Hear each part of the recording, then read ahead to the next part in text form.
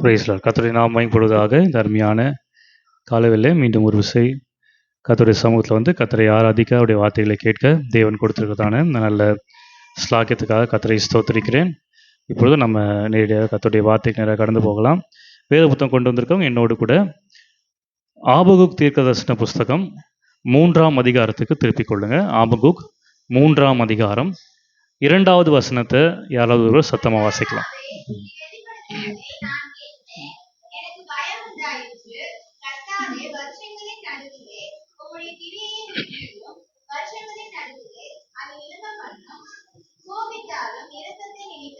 ஆமென், ஹல்லேலூயா. எல்லாரும் சேர்ந்து வாசிக்கலாமா அந்த வசனத்தை? கர்த்தாவே, நீர் வெளிப்படுத்தினதை நான் கேட்டேன், எனக்கு பயம் உண்டாயிற்று. கர்த்தாவே, நடுவிலே உம்முடைய கிரியையை உயிர்ப்பியும், வருஷங்களின் நடுவிலே அதை விளங்க பண்ணும், கோபித்தாலும் இரக்கத்தை நினைத்தருளும். ஹல்லேலூயா. ஆமாம். இந்த காலவெல்ல கர்த்தர் இந்த வார்த்தை கொண்டு நம்மோடு கூட இடைப்படும்படியாக நம்ம ஜெபத்தோடு கூட காத்திருக்கலாம்.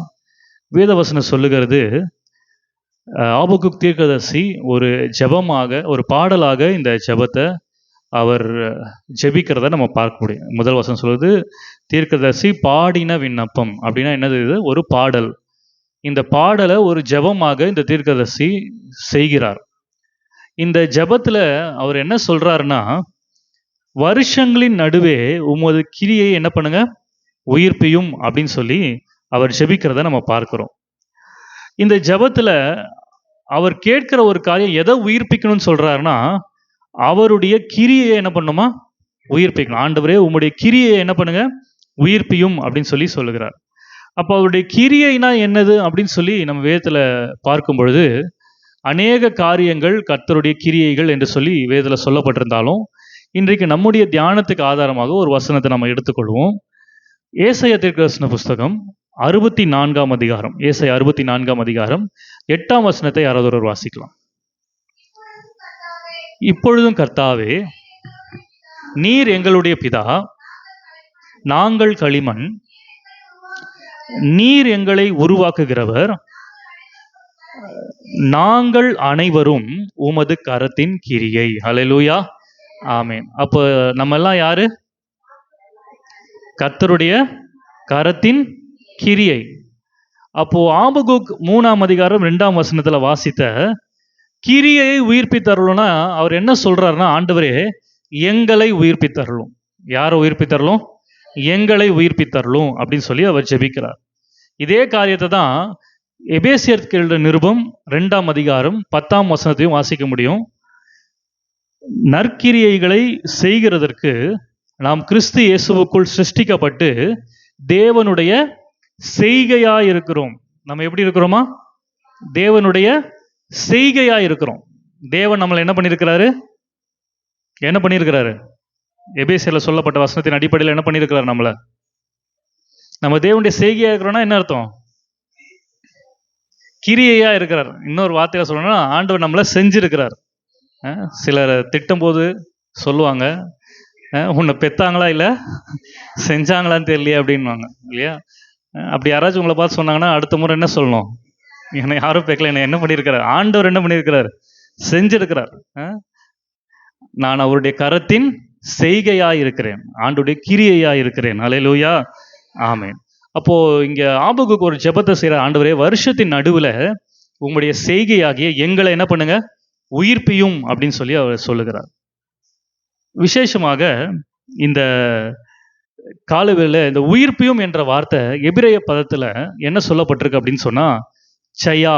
எல்லாரும் சொல்லுங்க, சயா. CHAYAH. சயா அப்படின்னு சொன்னா என்ன அர்த்தம் அப்படின்னு சொன்னா, to make alive or to restore to life. ஒரு காரியத்தை, மரித்து போன ஒரு காரியத்தை மீண்டும் உயிரோடு எழுப்புகிற அனுபவத்துக்கு பேர் தான் என்னதுன்னா உயிர்ப்பிக்கப்படுகிற அனுபவம். அல்லேலூயா.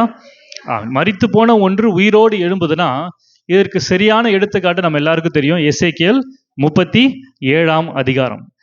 தீர்க்கதரிசியாகிய எசேக்கியேலை ஆண்டவர் எலும்புகள் நிறைந்த ஒரு பள்ளத்தாக்கின் நடுவிலே கொண்டு போயிட்டு அந்த எலும்புகளின் நடுவே சுற்றி நடக்க பண்ணினாராம். அப்போ என்ன நடக்கிறது அப்படின்னு சொன்னால் 37ஆம் அதிகாரம் 2ஆம் வசனம் சொல்லுகிறது, கடைசி பகுதி, அவைகள் மிகவும் உலர்ந்ததுமா இருந்தது. அந்த எலும்புகள்லாம் எப்படி இருந்துச்சா? உலர்ந்து போயிருந்தது. அப்படின்னா அதுல லைஃபே இல்லை, ஜீவனே இல்லை, அதுல உயிரே இல்லை. அந்த எலும்புகள்லாம் உலர்ந்து போன எலும்புகளா இருந்தது. மாத்திரமல்ல, 5ஆம் வசனத்தில் ஆண்டவர் சொல்கிறார், இதோ நான் உங்களுக்குள்ள ஆவியை பிரவேசிக்க பண்ணுவேன், அப்பொழுது நீங்க என்ன பண்ணுவீங்க? உயிரடைவீர்கள். 10ஆம் வசனத்துல, எனக்கு கற்பிக்கப்பட்டபடியே நான் தீர்க்க தரிசனம் உரைத்தேன், அப்பொழுது ஆவி பிரவேசித்த போது அவர்கள் உயிரடைந்து காலூன்றி மகா பெரிய சேனையா என்ன பண்ணாங்க? நின்றார்கள். அடுத்து 11ஆம் வசனம் பாருங்க. அப்பொழுது அவர் என்னை நோக்கி, மனுபுத்திரரே, இந்த எலும்புகள் இஸ்ரவேல் வம்சத்தார் அனைவருமே, எங்கள் நம்பிக்கை அற்று போய் அவர்கள் எங்கள் எலும்புகள் உலர்ந்து போயிட்டுன்னு சொல்றாங்க. அப்படின்னா என்ன அர்த்தம்னா, எங்கள் நம்பிக்கை அற்று போயிற்று, நாங்கள் அறுப்புண்டு போகிறோம் என்கிறார்கள். அல்லேலூயா. சரி, கவனிங்க. இது வரைக்கும் நம்ம என்ன பார்த்தோம்னா, கிரியை அப்படின்னு சொன்னா நீங்களும் நானும் தேவனுடைய கிரியையா இருக்கிறோம். இப்ப தீர்க்கதரிசி ஜெபிக்கிற ஜெபம் என்னன்னா, ஆண்டவரே இந்த கிரியையாகலே எங்களை என்ன பண்ணுங்க? உயிர்ப்பியும். உயிர்ப்பியும்னா மரித்து போன ஒன்றை மீண்டும் உயிருக்கு கொண்டு வாங்கன்னு அர்த்தம்.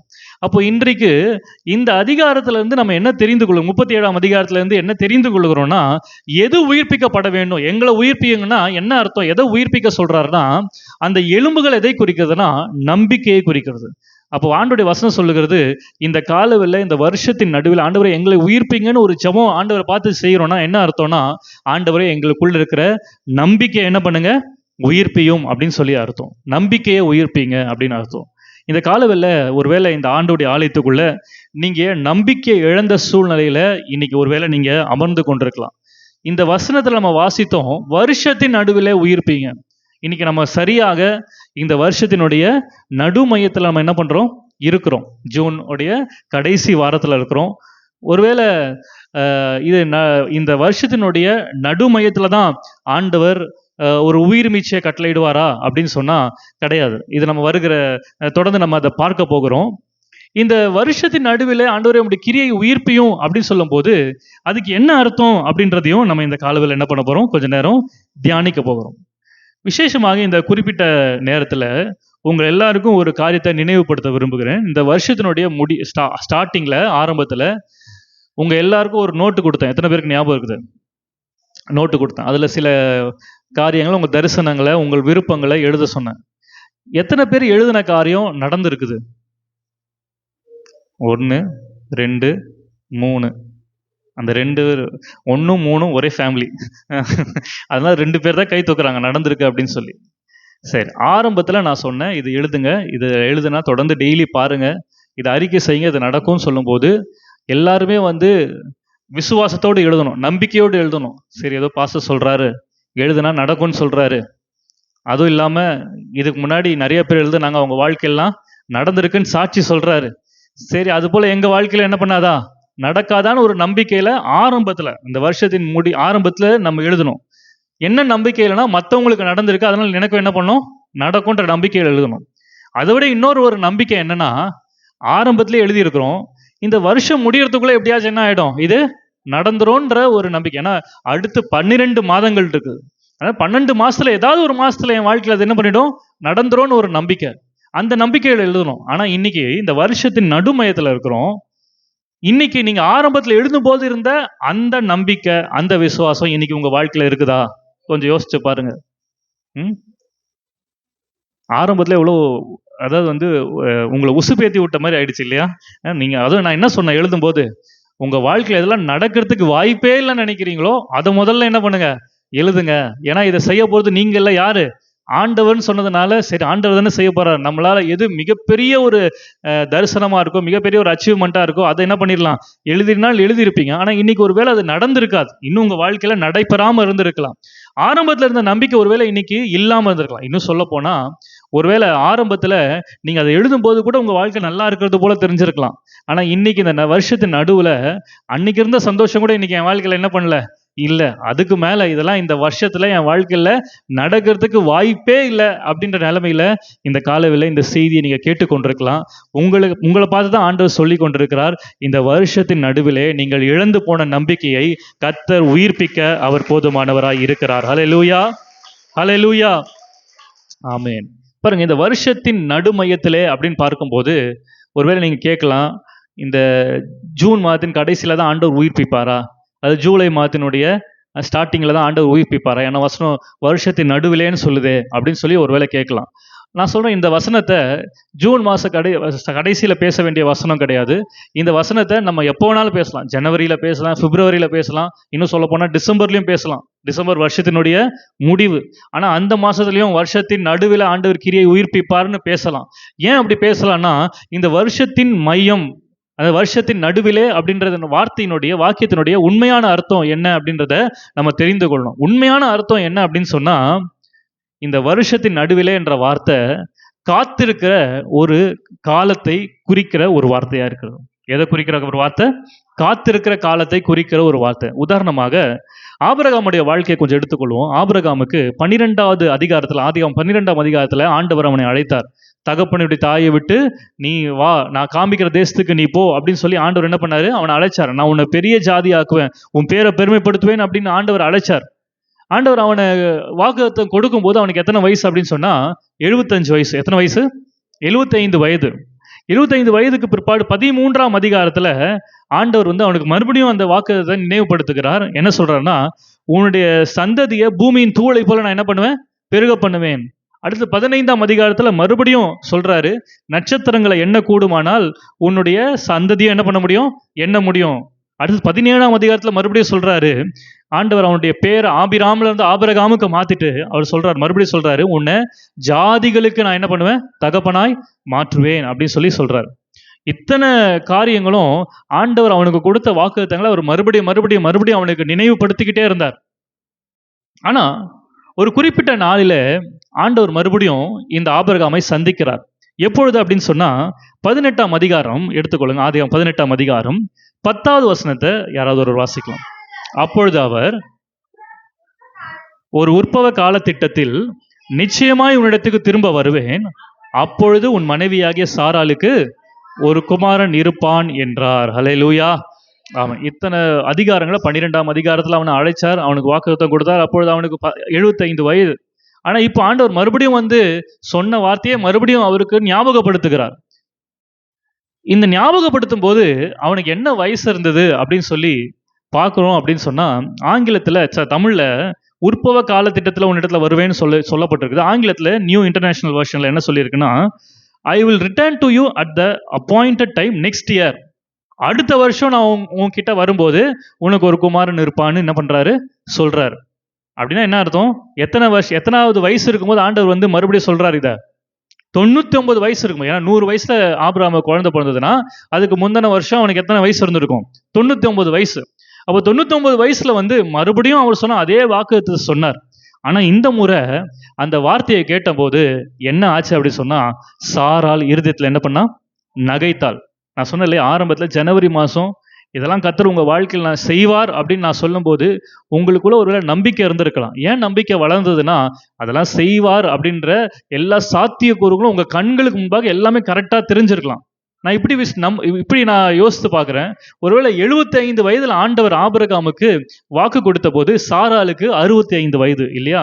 அப்ப 65 வயசு அவங்க 2 பேரும் இருக்கும்போது அவங்களுடைய சரீரம் செத்து போகல, அவங்க கர்ப்பம் செத்து போகல. அப்ப ஆண்டவர் சொன்ன வார்த்தையை நம்பக்கூடிய விசுவாசம் அவங்களுக்கு இருந்தது.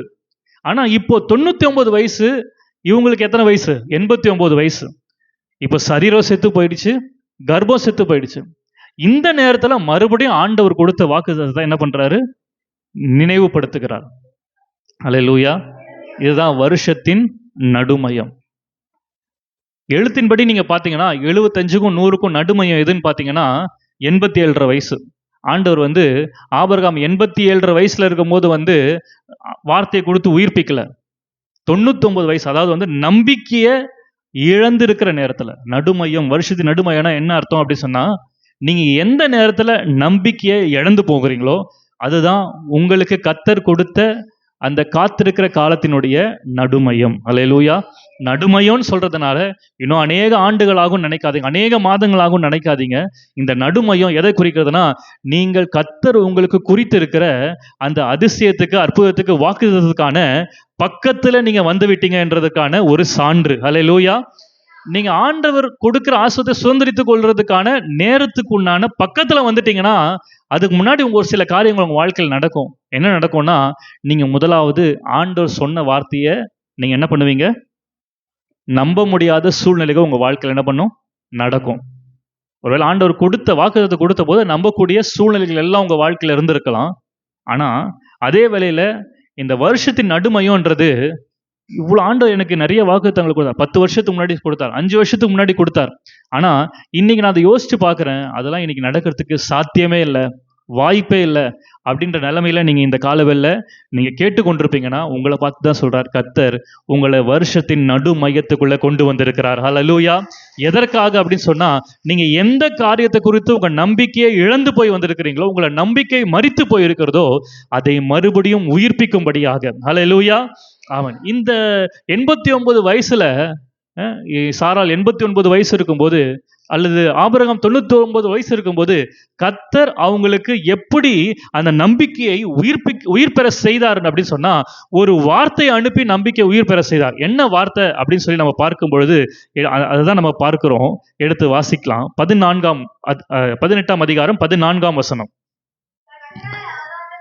கர்த்தரால் ஆகாத காரியம் உண்டோ? எல்லாரும் சேர்ந்து சொல்லுவோமா? கர்த்தரால் ஆகாத காரியம் உண்டோ? இன்னைக்கு உங்களை பார்த்து அதே வார்த்தையை நான் சொல்றேன்.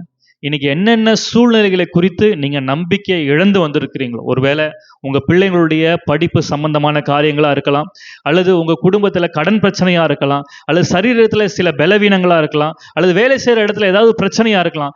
இந்த குறிப்பிட்ட காரியத்துல நான் நம்பிக்கை இழந்துட்டேன், இதுக்கு மேல என்ன பண்ண போறோன்னு தெரியல, எங்க இருந்து உதவி வரப்போகுதுன்னு தெரியலன்ற ஒரு முட்சந்தியில நீங்க நிக்கிறது போல காணப்படலாம். கர்த்தர் உங்களை பார்த்து சொல்றாரு, இந்த சூழ்நிலையிலும் வருஷத்தின் நடுமையத்தை போல எல்லாம் கை மீறி போயிடுச்சு, இதுக்கு மேல நானே நினைச்சாலும் இது நடக்காதுன்ற நிலைமையில நீங்க கேட்டுக்கொண்டிருந்தீங்கன்னா, இந்த சூழ்நிலையிலும் கர்த்தர் உங்களை பார்த்து சொல்றாரு, கர்த்தரால கூடாத காரியம் ஒன்றும் இல்லை. ஹல்லேலூயா.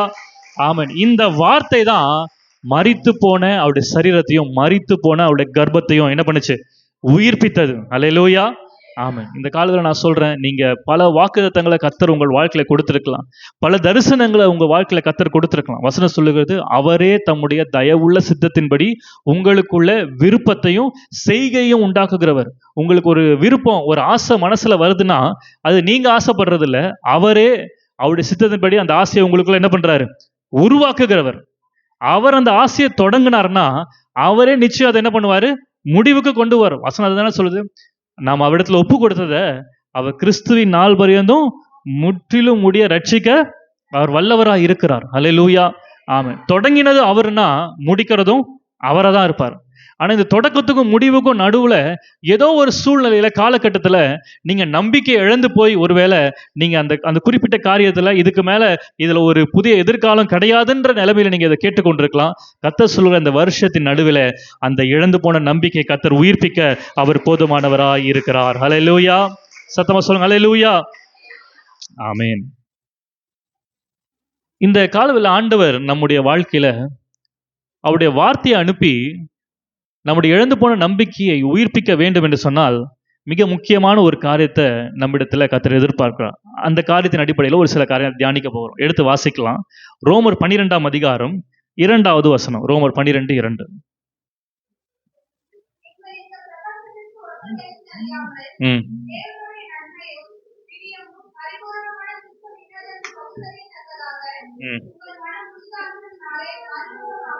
ஆமென். ஹல்லேலூயா. இங்க ரோமருக்கு பவுல் எழுதும்போது சொல்றாரு, நீங்க என்ன செய்யணும்னா, உங்கள் மனம் புதிதாகிறதுனாலே மறுரூபமாகுங்கள். என்ன புதிதாகணுமா? மனம் புதிதாகணும். உங்க மனம் புதிதாகிறதுனால மறுரூபமாகணும். கர்த்தர் உங்க வாழ்க்கையில தம்முடைய உயிர் மீட்சியை கட்டளையிடணும்னா, முதலாவது நம்ம செய்ய வேண்டியது என்ன அப்படின்னு சொன்னா, நம்முடைய மனம் புதிதாக வேண்டும். ஹல்லேலூயா. ஆமென். ஆகவேதான் சங்கீதத்துல தாவீது ஜெபிக்கிற 51ஆம் சங்கீதம் 10ஆம் வசனத்துல, தேவனே சுத்த இருதயத்தை என்னிலே சிருஷ்டியும், நிலைவரமான ஆவியை என் உள்ளத்துல என்ன பண்ணுங்க? புதுப்பியும், ரெஸ்டோர் பண்ணுங்க. அதுதான் நம்ம அந்த சயா அப்படின்ற வார்த்தைக்கு நம்ம அர்த்தத்தை சொன்னோம். உயிர்ப்பீங்க அப்படின்னா புதுப்பிக்கிறது. பழசாயிடுச்சு அல்லது நம்பிக்கை இழந்து போன அனுபவத்தை மறுபடியும் புதுப்பிக்கிறார் ஆண்டவர். எப்படின்னா தம்முடைய வார்த்தையை அனுப்பி. அதனால அவர் ஜெபிக்கிறார், ஆண்டவரே எனக்கு என்ன இருதயத்தை ஆவியை கொடுங்கன்னா, நிலைவரமான ஆவியை கொடுங்க, நிலையான ஆவியை கொடுங்க. ஆத்துல ஒரு காலு, சேத்துல ஒரு. சர்ச்சில் இருக்கும்போது வார்த்தை கேட்கும்போது விசுவாசம் வருது, வீட்டுக்கு போனா பிரச்சனையை பார்த்த உடனே அவிசுவாசம், அவநம்பிக்கை, ஆண்டவர் செய்து முடிப்பான்ற நம்பிக்கையெல்லாம் இழந்து போகிறோம். அனலும் இன்றி குளிரும் இன்றி இருக்கக்கூடாதுன்னு வசனத்துல வாசிக்கிறோம்ல, அதுதான் அந்த நிலைவரமான ஆவி. ஆண்டவரே ஒண்ணு நான் அவிசுவாசமா தான் அவிசுவாசத்திலே இருக்கணும், விசுவாசமும் இருந்துகிட்டு பிரச்சனையை பார்த்த உடனே கலங்கிக்கிட்டும் என்ன பண்ணக்கூடாது, இருக்கக்கூடாது. ஆகவே ஜெபிக்கிற ஆண்டவர் எனக்கு நிலைவரமான ஆவியை கொடுங்க. அதுதான் ரோமருக்கு சொல்றாரு ஆண்டவரே, எங்களுடைய மனதை நீங்க என்ன பண்ணுங்க, புதிதாக்குங்க. மனம் புதிதானால்தான் நாங்கள் என்ன ஆக முடியும், மறுரூபம் ஆக முடியும். எலும்புகள் சதைகளை கொண்டு ஒரு புதிய மனிதனாக மறு ரூபத்தை, எலும்பா இருந்தது ஒரு ரூபம், அதுக்கு மேல சரீரம் அதெல்லாம் வந்த உடனே ஒரு மனுஷனா மனுஷ ரூபம் எடுக்குது. அதுதான் மறு ரூபம். ஒரு ஃபார்ம்ல இருந்து இன்னொரு ஃபார்முக்கு மாற்றம் அடைகிறது. எப்படி ஒரு பட்டாம்பூச்சி நம்ம பார்க்கும்போது எவ்வளவு அழகா பட்டாம்பூச்சியா இருக்குது, ஆனா அது பட்டாம்பூச்சியா மாறதுக்கு முன்னாடி நம்மளாம் அருவருக்கிற ஒரு புழுவா என்ன பண்ணுச்சு, இருந்துச்சு இல்லையா? அதான் மெட்டமார்பசிஸ் அப்படின்னு சொல்லுவாங்க. ஒரு ஒரு ஒரு மாறுதல், ஒரு மாற்றம், மறுரூபம் அந்த இதுக்குள்ள உருவாகுதுல, ஒரு புழுவுக்குள்ள உருவாகுது. அது போலதான் இன்னைக்கு ஆண்டவர் நம்முடைய எண்ணங்களிலே, நம்முடைய மனதில ஒரு மாற்றத்தை உண்டாக்க வேண்டும் என்று சொல்லி அவர் விரும்புகிறார். ஹல்லேலூயா, ஆமென். இந்த காலவெளியில இந்த மாதத்தினுடைய வாக்குத்தத்த வசனத்தை உங்களுக்கு ஞாபகப்படுத்த விரும்புகிறேன். இந்த மாதத்தினுடைய வாக்குத்தத்த வசனம் என்னது? எஸ்தர் ராஜாத்தியே, உன் வேண்டுதல் என்ன, அது உனக்கு கொடுக்கப்படும். உன் மன்றாட்டு என்ன, நீ ராஜ்யத்தில் பாதி மட்டும் கேட்டாலும் கிடைக்கும் என்றான். ஹல்லேலூயா. ராஜ்யத்தில் பாதி மட்டும் கேட்டாலும் உனக்கு கிடைக்கும்னு எஸ்தருக்கு ராஜா ஒரு இது கொடுக்கிறார், ஒரு வார்த்தையை சொல்றார். எப்படி ராஜா எஸ்தரை பார்த்து இந்த வார்த்தையை சொன்னாரோ அது போல ஆண்டவர் உங்களுக்கும் எனக்கும் ஒரு வாக்குத்தத்தை கொடுத்திருக்கிறார். அது என்ன வாக்குத்தம் தெரியுமா? ராஜ்யத்தை குறித்ததான வாக்குத்தம். மத்தேயு 6ஆம் அதிகாரம் 33ஆம் வசனம். சொல்லுங்க. முதலாவது தேவனுடைய ராஜ்யத்தையும் அவருடைய நீதியும் தேடுங்கள், அப்பொழுது இவைகள் எல்லாம் உங்களுக்கு கூட கொடுக்கப்படும். ஹல்லேலூயா, ஆமென். அந்த அம்மாவுக்கு ராஜ்யத்துல பாதியை கொடுக்கறேன்னு சொன்னாரு.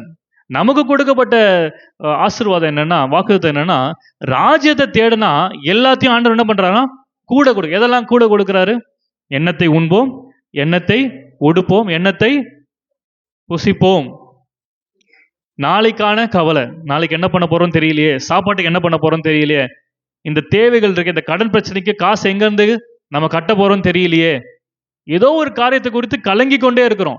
ஆனா ஆண்டவர் சொல்றாரு, நீங்க எதெல்லாம் குறித்து கலங்கிட்டு இருக்கீங்களோ அதுக்கு ஒரே ஒரு சொல்யூஷன் தான். அது என்னன்னா, தேவனுடைய ராஜ்யத்தையும் அவருடைய நீதியை என்ன பண்ணுங்க, தேடுங்க அப்படின்னு சொல்லியிருக்கிறார். அல்லேலூயா, ஆமென்.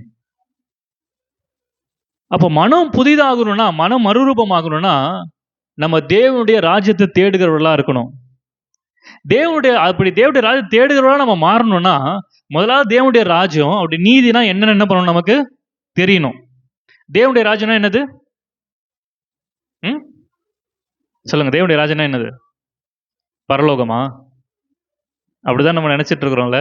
அப்படிதான் எல்லாரும் சொல்லியும் கொடுத்துருக்குறாங்க. தேவனுடைய ராஜ்யம்னா என்னது?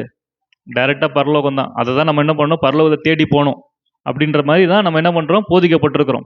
ஆனா உண்மையா அதுதான் சொல்லுதா அப்படின்னா, ஆண்டவரே திட்டமும் தெளிவா எழுதி கொடுத்துட்டாரு. என்ன எழுதி கொடுத்துட்டாரு? வாசிங்க. லூக்கா 17ஆம் அதிகாரம் 20-21 வசனங்களை நான் வாசிக்கிறேன், கேளுங்க. தேவனுடைய ராஜ்யம் எப்பொழுது வரும் என்று பரிசேயர் அவரிடத்துல கேட்டபோது அவர்களுக்கு அவர் பிரதியுத்தரமாக, தேவனுடைய ராஜ்யம் பிரத்யட்சமாய் வராது. ஹல்லேலூயா. தேவனுடைய ராஜ்யம் பிரத்யட்சமாய் வராது. அடுத்து சொல்ற 21ஆம் வசனத்துல, இதோ இங்கே என்றும் அதோ அங்கே என்றும் சொல்லப்படுகிறதற்கும் ஏதுவிராது. அடுத்தது மிக முக்கியமான ஒரு வார்த்தை, இதோ தேவனுடைய ராஜ்யம் உங்களுக்குள்ளே இருக்கிறதே. அல்லேலூயா. பக்கத்துல பார்த்து சொல்லுங்க, தேவனுடைய ராஜ்யம் உங்களுக்குள் இருக்கிறது. இப்போ உங்களை தொட்டு சொல்லுங்க, உங்க இருதயத்துல கை வச்சு சொல்லுங்க, 2 அடி அடிச்சு சொல்லுங்க, தேவனுடைய ராஜ்யம் எனக்குள்ள இருக்குது. நல்லா பலமா அடிங்க. வீட்டுக்கு போகும்போது வலிக்கணும். ஏன் வலிக்குது? ஓ, இந்த வசனத்தை சொன்னார் ஞாபகம் வரணும். அல்லேலூயா.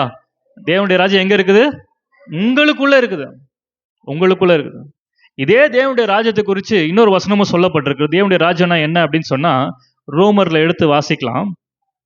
14ஆம் அதிகாரம் 17ஆம் வசனம். தேவனுடைய ராஜ்யம் புசிப்பும் குடிப்பும் அல்ல, அது நீதியும் சமாதானமும் பரிசுத்த ஆவியினால் உண்டாகும் சந்தோஷம். 3 காரியம். தேவனுடைய ராஜ்யம் என்னன்னா 3 காரியம். 1 நீதி, 2வது சமாதானம், 3வது சந்தோஷம். இது மூணுத்தையும் பரிசுத்த ஆவியினால், இது மூணும் பரிசுத்த ஆவியினால உண்டாகுகிறது. இந்த மூணு எதனால் உண்டாகுது? பரிசுத்த ஆவியினால் உண்டாகுது. நீதி, சந்தோஷம், சமாதானம். சரி, இப்போ இந்த தேவனுடைய ராஜ்யம் எனக்குள்ள இருக்குன்னா என்ன அர்த்தம்னா, எதெல்லாம் எனக்குள்ள இருக்குது? நீதி, சந்தோஷம், சமாதானம். அப்ப முதலாவது தேவனுடைய ராஜ்யத்தை தேடுங்கன்னா எதை தேடணும்? நீதியை தேடணும், சந்தோஷத்தை தேடணும், சமாதானத்தை தேடணும். எத்தனை பேருக்கு புரியுது இது வரைக்கும்? ஹல்லேலூயா, ஆமென். பாருங்க, இந்த காலவெல்ல இந்த தேவனுடைய ராஜ்யத்தை நீதியும் தேடுங்கன்னு சொல்லும்போது, தேவனுடைய ராஜ்யம்னா எது எங்க இருக்குன்னு நம்ம கண்டுபிடிச்சோம். அந்த தேவனுடைய ராஜ்யம் எந்த 3 காரியத்தை குறிக்குதுன்றதையும் கண்டுபிடிச்சோம். நீதி, சந்தோஷம், சமாதானம், இது 3 எனக்குள்ள இருக்குது. அதே வேளையில நீதினா என்னது அப்படின்றத நம்ம புரிஞ்சுக்கொள்ளணும்னா, நீதிக்கு ஆங்கிலத்துல ஒரு வார்த்தை இருக்குது. ஆங்கிலத்துல நீதிக்கான வார்த்தை என்னன்னா ரைச்சியஸ்னஸ். சொல்லுங்க, ரைச்சியஸ்னஸ். இந்த ரைச்சியஸ்னஸை 2ஆ பிரிச்சோம் அப்படின்னு சொன்னா, ரைட் பிளஸ் கான்சியஸ்னஸ். என்னது? Right plus consciousness. கான்சியஸ்னஸ்னா என்னதுன்னா உணர்வு. கான்சியஸ்னஸ் என்னது? உணர்வு. அதாவது வந்து இப்போ யாராவது ஆக்சிடென்ட் ஆயிடுச்சுன்னா அவங்க மயங்க போட்டு கீழே விழுந்துடுறாங்க. போய் பார்க்கும்போது என்ன சொல்றாங்க? அவர் அன்கான்சியஸ் ஆயிட்டார். அப்படின்னா என்ன அர்த்தம்? அவர் நினைவுலே இல்லை. அதுதான், அதுக்கு பேர் தான் என்னது? கான்சியஸ்னஸ். அவர் சரியான மனநிலைமையில் அவர் கோமா ஸ்டேஜுக்கு என்ன பண்ணிட்டாரு? போயிட்டாரு. உயிர் இருக்குது, ஆனா என்ன இல்லை? உணர்வு இல்லை. அதுக்கு பேர் தான் என்னது? கான்சியஸ்னஸ். அப்போ நீதினா என்னதுன்னா ரைட் கான்சியஸ்னஸ், சரியான உணர்வு. நீதினா என்னது? சரியான உணர்வு. என்ன சரியான உணர்வுனா, தேவனுக்கும் உங்களுக்கும் இடையிலே இருக்கிற உணர்வை பற்றினதான சரியான உணர்வுக்கு பேர் தான் நீதி. ஹல்லேலூயா. ஒருவேளை நீங்க நீதினா சர்ச்சுக்கு வர்றது, பைபிள் படிக்கிறது, ஜெபம் பண்றது, இப்படிப்பட்ட காரியங்களை நீதின்னு சொல்லி நீங்க கேட்டிருப்பீங்க. ஆனா உண்மையான அர்த்தம் என்னன்னா ரைட் கான்சியஸ்னஸ், அதுதான் ரைச்சியஸ்னஸ். நீதினா சரியான உணர்வு, தேவனுக்கும் உங்களுக்கும் இடையிலே இருக்கிறதான உணர்வை குறித்ததான சரியான உணர்வு உங்களுக்குள்ள இருந்தா நீங்கள் யாருன்னா நீதிமான். ஹல்லேலூயா. அதனால நான் நீதிமான் அப்படின்னு சொல்றோம்.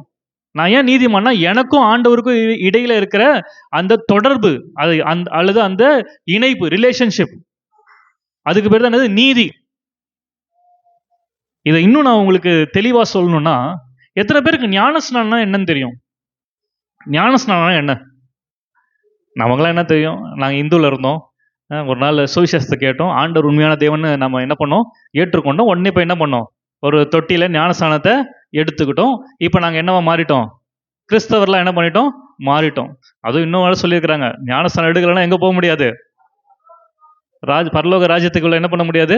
போக முடியாது. இப்போ பரலோக ராஜ்யம் எனக்குள்ளே இருக்குதுன்னு சொல்லிட்டோம். இப்போ எனக்குள்ளேயே என்ன பண்ண முடியாதுன்ட்டாங்க, போக முடியாது. சரி, ஞானஸ்நானம்னா என்ன? ஞானஸ்நானம்னா என்ன? பைபிள்ல இருக்கிற சில வசனங்கள், உங்களுக்கு தெரிஞ்ச வசனங்களை சொல்லுங்க. ஞானஸ்நானம்னா என்ன? ஞானஸ்நானம் நீதியை தேடுறதா? நீதியை நிறைவேற்றுகிறது. ஓகே, அப்புறம்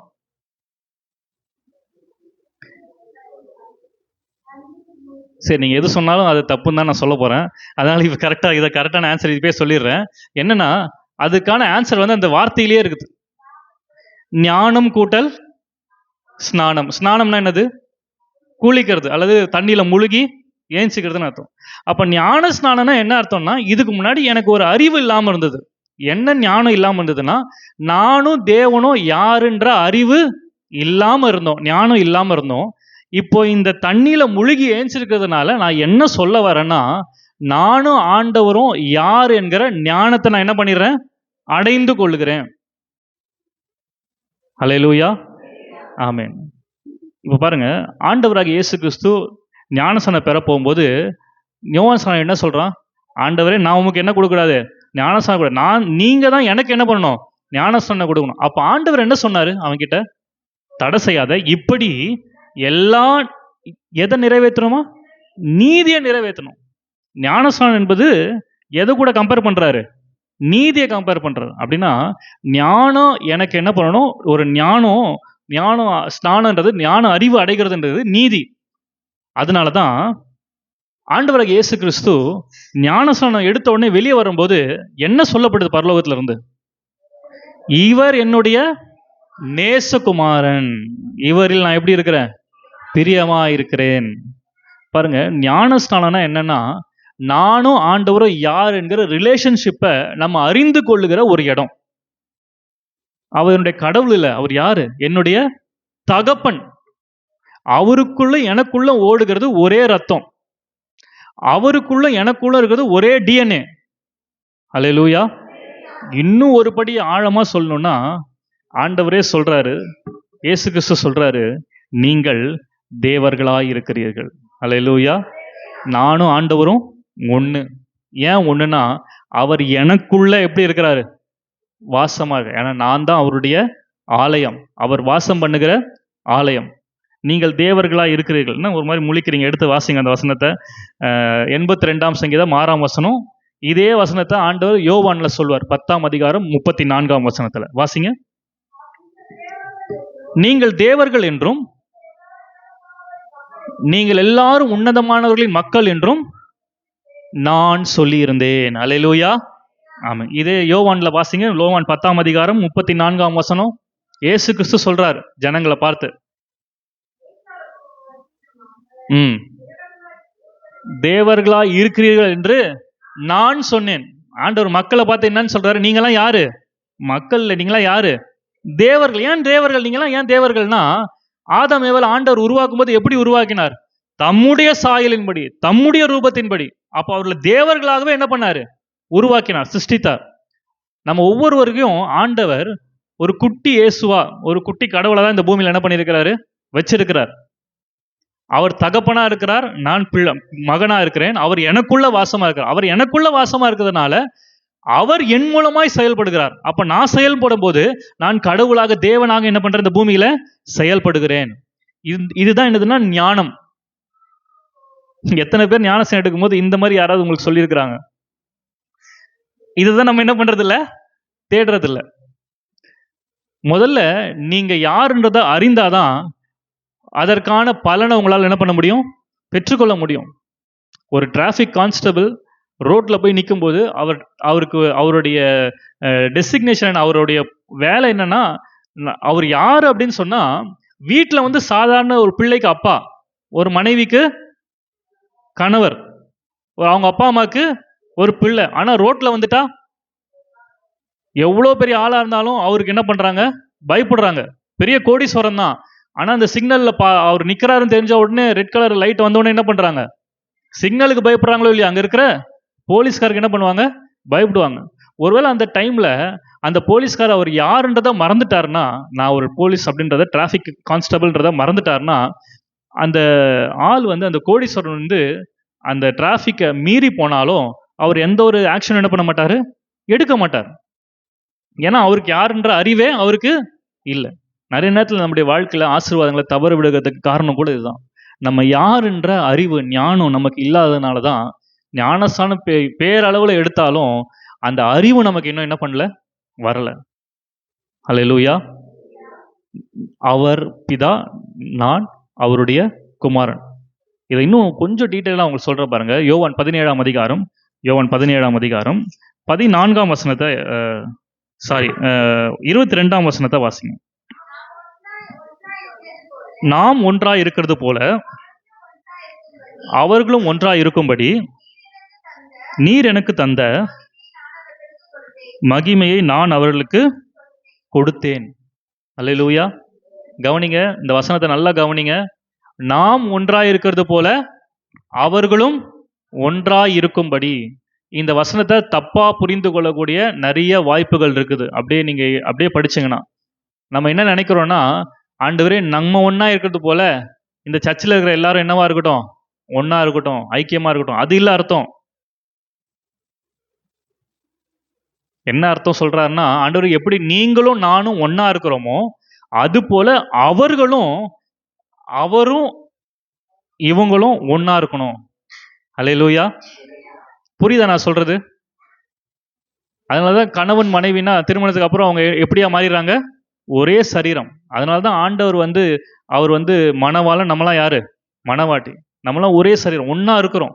இயேசு கிறிஸ்துக்கு அந்த கான்சியஸ்னஸ் இருந்தது, அந்த ரைட் கான்சியஸ்னஸ். நீதி என்னது? Right consciousness. நானும் அவரும் எப்போ ஒன்னாவே இருக்கிறோம். அதுதான் ஜோம் பண்றாரு, ஆண்டவரே எனக்கு எப்படி அந்த ரைட் கான்சியஸ்னஸ் இருக்கோ இவங்களுக்கும் அந்த கான்சியஸ்னஸ் வரட்டும். நானும் ஆண்டவரும் ஒன்னா இருக்கணும்ன்ற கான்சியஸ்னஸ் வரட்டும். அதனாலதான் அடுத்த வசனத்தை சொல்றாரு, ஒருமைப்பாட்டில் அவர்கள் தேறினவர்களா இருக்கணும். நானும் ஆண்டவர் ஒண்ணுன்ற அந்த ஒருமைப்பாட்டில் அவங்க எப்படி இருக்கணுமா? தேறினவர்களா இருக்கணும். எப்பவுமே அந்த கான்சியஸ்னஸ் இருந்துகிட்டே இருக்கணும். நான் சாதாரணமானவன் கிடையாது, நான் தேவனுடைய பிள்ளைன்றத விட அடுத்த ஸ்தானம் என்னன்னா, நான் தேவனாகவே இந்த பூமியில செயல்பட்டு கொண்டிருக்கிறேன். அப்படின்னு என்ன அர்த்தம்? இந்த பூமியில இயேசு கிறிஸ்து எதெல்லாம் செஞ்சாரோ அதெல்லாம் என்னால செய்ய முடியும். அதனால தான் அவரே சொல்லிட்டு போயிருக்காரு, நான் செய்தவைகளையும் செய்வீங்க, என்னை காட்டிலும் மேலான காரியங்களும் உங்களால என்ன பண்ண முடியும்? செய்ய முடியும். எப்போ உங்களால என்ன காட்டிலும் மேலான காரியத்தை செய்ய முடியும்னா, எப்பொழுது பிதாவும் நீங்களும் ஒன்னா இருக்கிறீங்க, ஆண்டவர் உங்களுக்குள்ள வாசமா இருக்கிறார் என்கிற ஞானம் உங்களுக்குள்ள வருகிறதோ, அப்பொழுதுதான் உங்களால் என்ன பண்ண முடியும்? ராஜ்யத்தை சுதந்திரித்துக் கொள்ள முடியும். அல்லேலூயா. அதனாலதான் ஆண்டவர் சொல்றாரு, ஒருவன் ஜலத்தினாலும் ஆவியினாலும் பிறவாவிட்டால் தேவனுடைய ராஜ்யத்துக்குள்ள என்ன பண்ண முடியாது. நம்ம என்ன நினைச்சிட்டோம்?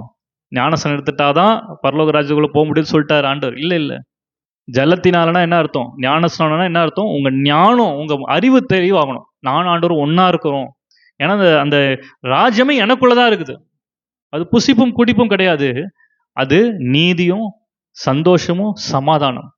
இதெல்லாம் எனக்கு வரணும்னா முதலாவது என்னுடைய மனம் மறுரூபமாகணும், என்னுடைய மைண்ட் மாறணும். நான் யார் என்கிற அறிவு எனக்குள்ள முதலாவது என்ன பண்ணணும்? வரணும். இது நிறைய விசுவாசிகளாம் மாறின பிற்பாடு, ஞானஸ்நானம் எடுத்த பிற்பாடும் இந்த அறிவு செத்து போயிருக்குது. நிறைய பேருடைய வாழ்க்கையில இந்த ஞானம் செத்து போயிருக்கு. இந்த காலவில் ஆண்டவர் தான் விரும்புகிறார். இவர்கள் எல்லாரும் இந்த வருஷத்தின் நடுவில் இந்த ஞானத்துல, இந்த நீதியில அவர்கள் உயிர்ப்பிக்கப்பட வேண்டும். அல்லேலூயா. வேதத்துல ஒரு சம்பவத்தை சொல்றேன். அங்க ஞானஸ்நானமே சொல்லப்படலை, ஆனா அங்க ஞானஸ்நானம் நடந்தது. எந்த சம்பவம் அப்படின்னு சொன்னா, இளையகுமாரனுடைய சம்பவத்தை எடுத்துக்கொள்ளுங்க. இளையகுமார் என்ன பண்ணா? அப்பா விட்டு தூரம் போயிட்டான். அவன் எப்ப தெரியுமா ஞானஸ்நானம் எடுத்தான்? எடுத்து வாசிங்க அந்த வசனத்தை. லூக்கா 15ஆம் அதிகாரம் 17ஆம் வசனம் வாசிங்க. அவனுக்கு என்ன தெளிஞ்சிச்சு? புத்தி தெளிந்த போது. இதுதான் என்னது? ஞானஸ்நானம். ஞானஸ்நானம், ஞானம் அந்த ஸ்தானத்தின் மூலமாக தெளிவடைகிறது, மனம் மறுரூபமாகுது. அவனுக்கு புத்தி தெளிந்த போது அவன் என்ன சொல்றான்னா, எனக்கு ஒரு அப்பான்னு ஒருத்தர் இருந்தாரு, அவருடைய வீட்டில் நிறைய கூலிக்காரங்க, எத்தனையோ பேருக்கு நல்ல சாப்பாடு கிடைக்குது, ஆனா எனக்கு என்ன கிடைக்கல? இப்போ பண்ணி சாப்பிட்ற சாப்பாடு கூட எனக்கு என்ன பண்ணல? கிடைக்கல. அதனால நான் ஒரு தீர்மானம் எடுக்கிறேன், இப்போ மறுபடியும் அப்பா கிட்ட நான் என்ன பண்ண போறேன்? போக போறேன் அப்படின்னு ஒரு தீர்மானம். ஒரு மனம் மாறுதல் உண்டாச்சு அவனுக்கு. என்ன மாறுதல் உண்டாச்சுன்னா, எனக்கு அப்பாவே வேணான்னு தூரமா வந்தவனுக்கு எனக்கு இப்போ அப்பா வேணும்ன்ற ஒரு புத்தி தெளிவு வருது. அவன் மறுபடியும் அவங்க தகப்பன்ட்ட போகும்போது மறுபடியும் அவருடைய பிள்ளையா, ஆனா அவன் போனது வேலைக்காரனா தான் போகணும்னு நினைச்சான். ஆனா அவங்க அப்பா அவனை என்னவா ஏற்றுக்கிட்டாரு? குமாரனாய், பிள்ளையாய் மறுபடியும் அவனை என்ன பண்ணாரு? ஏற்றுக்கொண்டார். அல்லேலூயா. இதுக்கு பேர் தான் என்னது? நீதி. ஆண்டவர் இயேசு கிறிஸ்து சொல்றார், இதுதான் நீதி. உங்க ஞானம் எப்பொழுது மாறுகிறதோ, எப்படி இயேசு கிறிஸ்துவும் பிதாவும் ஒன்னா இருக்கும். அதனால்தான் அந்த ஞானஸ்தானம் அன்னைக்கு அந்த சவுண்ட் கேட்டுச்சு, எல்லாருக்கும் தெரியும்படியா கேட்டுச்சு, இவனுடைய நேசகுமாரன். அது வரைக்கும் யாருடைய குமாரனா அவர் அழைக்கப்பட்டார்? யோசேப்பின் குமாரனா அவர் அழைக்கப்பட்டார். இந்த ஞானஸ்நானத்துக்கு பிற்பாடு அவருக்கு அந்த கான்சியஸ்னஸ் மாறுது. என்ன மாறுதுன்னா, அவர் யோசேப்பின் குமாரன் அல்ல, அவர் யாருடைய குமாரன்? பிதாவுடைய நேசகுமாரன். அல்லேலூயா. இன்னைக்கு நம்முடைய எண்ணங்கள் எல்லாம் மாறணும். நான் யாரா இருக்கிறேன்னா தேவர்களா இருக்கிறேன். அல்லேலூயா. நானும் பிதாவும் ஒன்றாயிருக்கிறோம். அவர் எனக்குள்ள வாசமா இருக்கிறதுனால நானும் அவரும் எப்படி இருக்கிறோம்? ஒன்றாயிருக்கிறோம். இதுக்கு பேர் தான் என்னது? தேவனுடைய ராஜ்யம். அல்லேலூயா. அதனாலதான் சங்கீதக்காரர் 119ஆம் சங்கீதம் 40ஆம் வசனத்துல அவர் ஜெபிக்கிறார். 119:40, ஆண்டவரே உமது நீதியால் என்னை உயிர்ப்பியும். எதனால உயிர்ப்பியும்? நீதினா என்னது? ஞானம் மாறுகிறது, சரியான கான்சியஸ்னஸ், ரைட் கான்சியஸ்னஸ். ரைச்சியஸ்னஸ்னா ரைட் கான்சியஸ்னஸ், சரியான எண்ணங்கள். ஆண்டவருக்கும் எனக்கும் இருக்கிற அந்த உறவை குறித்தான சரியான எண்ணம். அந்த எண்ணம் வந்தாதான் உயிர் மிச்சு வரும். என்னைக்கு வரைக்கும் நீங்க ஒரு பாஸ்டர்கிட்ட போய் தலையை கொடுப்பேன், அவர் எனக்கு ஜோம் பண்ணுவாரு, அவர்கிட்ட ஒரு பெரிய வல்லமை இருக்குது, டிவியை போடுவேன், அவங்க ஜோம் பண்ணுவாங்க, அங்கேருந்து தீர்க்க தரிசனம் சொல்லுவாங்க, அப்போதான் என் வாழ்க்கை மாறும், நீங்க எப்போ நீங்களும் ஆண்டவர் தனி, அவருக்குள்ளதான் ஆண்டவர் இருக்கிறாருன்ற எண்ணத்திலிருந்து விடுதலையாகி நானே ஆண்டவரா இருக்கிறதுனால, எசேக்கியேல் எப்படி அற்புதம் நடந்தது, எப்படி உயிர் மீச்சு வந்தது? ஆண்டவர் சொன்னார், நீ தீர்க்க தரிசனம் உரை, என்ன நடக்கணுமோ அதை நீ பேசு. நீ பேசினா ஆவிய நான் அவர்களுக்குள்ள என்ன பண்ணுவேன்? கட்டளையிடுவேன். இன்னைக்கு அந்த எண்ணங்கள் உங்களுக்குள்ள மாறட்டும். நான் யாரையோ போய் தேடி போக வேண்டிய, ஜெபிக்க வேண்டிய அவசியம் இல்லை. நான் ஏதோ ஒரு இடத்துக்கு முன்னாடி நின்றுன்னு இவங்க கிட்ட இருந்து எனக்கு அற்புதம் வராதான்னு காத்துக்க வேண்டிய அவசியம் இல்லை. அவர் எனக்குள்ள வாசமா இருக்கிறதுனால, நான் அவராக இருக்கிறபடினால, நான் வாயை திறந்து சொல்ற எல்லா காரியமும் என் வாழ்க்கையில நடக்கும். ஹல்லேலூயா. இதுதான் உண்மையான நீதி. இந்த நீதியை தேடாதனால தான் வருஷமா எத்தனையோ வருஷங்களா இந்த வசனத்தை மனப்பாடமா சொல்லியும் எதுவும் நம்ம கூட கொடுக்கப்பட்டது மாதிரி தெரியல. நம்முடைய ஆண்டவரும் நானும் ஒன்னா இருக்கிறோன்ற அறிவு நமக்கு சுத்தமா எவ்வளோ நமக்கு வர மாட்டேங்குது. ஏன்னா நம்ம பாவம் செய்கிறதுனால, பாவ உலகத்துல வாழ்கிறதுனால, நம்ம என்னைக்குமே யாராவது பரிசுத்தவான் நமக்கு ஒரு அட்வொகேட் மாதிரி நம்ம வச்சுட்டு இருக்கிறோம். அவரே ஒரு அட்வொகேட்டா எனக்குள்ள இருக்கிறான்னு சொல்லி நம்ம வேதத்துல வாசிக்கிறோம் இல்லையா? இன்னைக்கு நம்முடைய எண்ணங்கள் மறுரூபமாகட்டும். நம்முடைய எண்ணங்கள் மறுரூபமாகட்டும். ஒரு புதிய ஞானஸ்நானம் இன்னைக்கு நம்முடைய எண்ணங்கள்ல உருவாகட்டும். தேவனுடைய ராஜ்யம் நீதி மாத்திரமல்ல, என்னவுமா அப்படி சொன்னா சமாதானம். ஹல்லேலூயா. ஆமென். ரோமர் 14:17 வாசிக்கிற தேவனுடைய ராஜ்யம் புசிப்பும் குடிப்பும் நீதியும். அடுத்தது என்னது? சமாதானம். பிலிப்பியர் 4:6-7 நமக்கு தெரியும். நீங்கள் ஒன்றுக்கும் கவலைப்படாமல் எல்லாவற்றை குறித்த உங்கள் விண்ணப்பங்களில் ஸ்தோத்திரத்தோடு கூட ஜெபத்தினாலும் வேண்டுதலினாலும் தேவனுக்கு தெரியப்படுது. அப்பொழுது எல்லா புத்திக்கும் மேலான தேவ சமாதானம் உங்கள் இருதயங்களில் சிந்தனைகளில் கிறிஸ்து இயேசுவுக்குள்ளாக காத்துக்கொள்ளும். உங்க இருதயத்துக்குள்ள இன்னைக்கு சமாதானம் இருக்குதா? கொஞ்சம் யோசிச்சு பாருங்க. இன்னைக்கு யாரெல்லாம் சமாதானத்தை இழந்து வந்திருக்கிறீங்க? இந்த காலவேளை யாரெல்லாம் சமாதானத்தை இழந்து ஏதோ ஒரு காரியத்தை குறித்து என் உள்ளம் குழம்பிக் கொண்டே இருக்குது, கவலைப்பட்டு கொண்டே இருக்குது. ஆனா ஆண்டவர் என்ன சொல்றாரு? நீங்க எதுக்கும் என்ன பண்ணாதீங்க, கவலைப்படாதீங்க. தேவனுடைய ராஜ்யம் எனக்குள்ள இருக்கிறபடினால, அந்த ராஜ்யம் இருக்கிற இடத்துல கவலை இருந்தா என் வாழ்க்கையில அற்புதத்தை நான் பார்க்க முடியாது. கவலை இருக்க வேண்டிய அதே இடத்துல என்ன இருக்கணும்? ஸ்தோத்திரம் இருக்கணும். என்ன இருக்கணும்? ஸ்தோத்திரம்னா என்னது? நன்றின்னு அர்த்தம். ஸ்தோத்திரம்னா நன்றி. இன்னைக்கு என் கவலையே என்னன்னா என் பிள்ளைகளை குறித்து தான். இன்னைக்கு என் கவலையே என்னன்னா கணவரை குறித்து தான். இன்னைக்கு என் கவலை என்ன? வேலையை குறித்து தான். இன்னைக்கு கவலையே என்னன்னா பணத்தை குறித்து தான். எதெல்லாம் உங்க கவலை இருக்குதோ அதெல்லாம் அப்படியே ஸ்தோத்திரமா என்ன பண்ணுங்க? மாற்றுங்க. எனக்கு நல்ல வேலை இல்லை தான், ஆனா ஒவ்வொரு முறையும் எப்படி தேவனுக்கு தெரியப்படுத்தணும்? உங்களுக்குள்ளதான் இருக்கிறார், அங்க கை காமிக்கூடாது, இங்கதான் கை. எப்படி தேவனுக்கு தெரியப்படுத்தணும்? ஆண்டவரே எனக்கு நல்ல வேலையை கொடுத்ததுக்காக நன்றி. ஆண்டவரே எங்க பிள்ளைங்க வாழ்க்கையில அவங்க எதிர்காலத்தை ஆசீர்வதிச்சதுக்காக நன்றி. என் கணவரை ரட்சித்ததற்காக நன்றி. என் கடனை மாத்தினதுக்காக நன்றி. இந்த நன்றி பலிகள் உங்க இருதயத்தில் இருக்கிற எல்லா கவலையும் என்ன பண்ணிடும்? மாத்திடும். இதுதான் என்னது? தேவனுடைய ராஜ்யம். இன்னைக்கு உங்களுக்குள்ள தேவ ராஜ்யம் இருக்கா, இல்ல பிசாசின் ராஜ்யம் இருக்கா? கவலை இருந்தா உங்களுக்குள்ள என்ன ராஜ்யம் இருக்கு? பிசாசின் ராஜ்யம் இருக்குன்னு அர்த்தம். நிறைய பேர் நினைச்சிடுவோம் நம்ம கவலைப்பட்டா ஆண்டவர் மனம் இறங்குவாரு அப்படின்னு சொல்லி நம்மளே ஏமாத்திட்டு இருக்கிறோம். வசனம் அப்படி சொல்ல. எங்கேயுமே நீங்க கவலைப்படுங்க. ஒருவேளை உங்களுக்கு இந்த வசனம் ஞாபகம் வரலாம். நொறுங்குண்ட ஆவி உள்ளவர்களுக்கு கர்த்தர் எப்படி இருக்கிறார்? சமீபமா இருக்கிறார். அந்த நொறுங்குண்ட ஆவி அப்படின்றதுக்கும் என்ன அர்த்தம்ன்றது வந்து நீங்க வேதத்தின் அடிப்படையில் நீங்க பார்த்தீங்கன்னா, அதுவும் மனம் மறுரூபமாக்கப்பட்ட ஒரு ஆவி, மைண்ட் மாற்றப்பட்ட ஒரு ஆவி. அப்படிப்பட்ட ஆவி உள்ளவர்கள் தேவன் சமீபமா இருக்கிறார். இந்த காலவெல்ல நீங்க எதை குறித்து கவலையோடு கூட வந்திருக்கிறீங்களோ, இந்த காலவெல்ல அதுக்கு நீங்க நன்றி செலுத்த ஆரம்பிங்க. ஒருவேளை அது நடக்கிறதுக்கு வாய்ப்பே இல்லைனாலும் நடந்து விட்டது போல ஒவ்வொரு நாளும் வாயில திறந்து நன்றி செலுத்த ஆரம்பிங்க. அப்பொழுது எல்லா புத்திக்கும் மேலான தேவ சமாதானம் என்ன அர்த்தம்னா, எதுவுமே நடக்கலையே, இந்த நேரத்துல நான் கவலையா தானே இருக்கணும், ஆனா அதுக்கு ஆப்போசிட்டா எப்படி என் மனசுக்குள்ள சந்தோஷம் சமாதானம் இருக்குதுன்றத நீங்களே நம்ப முடியாத அளவுக்கு தேவ சமாதானம் உங்க இருதயத்தை நிரப்பும். அல்லேலூயா. ஆமென். பாருங்க, இயேசு கிறிஸ்து தன்னுடைய சீஷர்களோடு படகுல போயிட்டு இருக்கும்போது என்ன வந்தது? பெரிய காற்று வந்தது. கடல் அமிழத்தக்கதாக பெரிய சூறாவளி காற்று வீசினது. மார்க் 4ஆம் அதிகாரத்துல நம்ம வாசிக்க முடியும். 39ஆம் வசனத்துல இயேசு எழுந்து காற்றை அதட்டி கடலை பார்த்து, இறையாதே, அமைதலா இரு என்றார். அப்பொழுது காற்று நின்று போய் மிகுந்த அமைதல் உண்டாயிற்று. அப்ப ஆண்டு வந்து சீஷர்களை பார்த்து கேட்கிறாரு, உங்களுக்குள்ள ஏன் விசுவாசம் இல்லாம போச்சு? அந்த சீஷர்கள் அந்த காற்றையும் கடலையும் பார்த்து அவங்க பயப்பட்டாங்க. என்ன பண்ணாங்க? பயப்பட்டாங்க, கவலைப்பட்டாங்க. ஐயரே, நாங்கள் மடிந்து போகிறோம், உமக்கு கவலை இல்லையா? அப்போ நம்ம வாழ்க்கைய பிரச்சனைகள் தாக்க வரும்போது சீஷர்கள் என்ன சொல்ல விரும்புனாங்கன்னா, பிரச்சனை வந்தா கவலைப்படணும். இதுதான் சீஷர்களுடைய ஃபார்முலா. ஆண்டவருடைய ஃபார்முலா, பிரச்சனை வந்தா என்ன பண்ணணும்? இல்ல, தலகாணி எடுத்துட்டு வந்து தூங்கணும். ஹல்லேலூயா. அந்த அதிகாரத்தில் அப்படிதான் போட்டிருக்கு. அவர் சாதாரணமா போட்ல தூங்கல, தலைகாணியை வைத்து என்ன பண்ணாராம்? தூங்கினார். இன்னும் டீப்பா சொல்லணும்னா, அவருக்கு ஏற்கனவே அங்க பிரச்சனை வரப்போகுதுன்னு தெரியும். அங்க ஒரு பெரிய காற்று வரப்போகுதுன்னு தெரிஞ்சே அவர் என்ன பண்ணார்? வீட்டுல இருந்து வரும்போதே, மத்த யாரும் தலகாணி எடுத்துனாலும் அவர் மட்டும் தான் என்ன பண்ணியிருக்கிறாரு? தலகாணி எடுத்துட்டு வந்து தலகாணி வச்சு அந்த போட்ல என்ன பண்றாரு? தூங்குறாரு. இதுல திட்டுறாரு வேற, நல்லா தூங்கிட்டு இருந்த எதுக்கு என்ன பண்ணீங்க? டிஸ்டர்ப் பண்ணீங்க, நீங்களே அதை பார்த்துருக்க கூடாதா அப்படின்னு என்ன பண்றாரு? திட்டுறாரு. என்ன சொல்ல வர்றாருன்னா, இந்த பிரச்சனைகள், போராட்டங்கள், கவலையை ஏற்படுத்துறது தான் பிசாசு அனுமதிக்கிறான். ஆனா அதை மேற்கொள்ளும்படியாக எல்லா புத்திக்கும் மேலான தேவ சமாதானத்தை கர்த்தர் நம்முடைய இருதயத்துக்குள்ள வைத்திருக்கிறார். ஹல்லேலூயா, ஆமென்.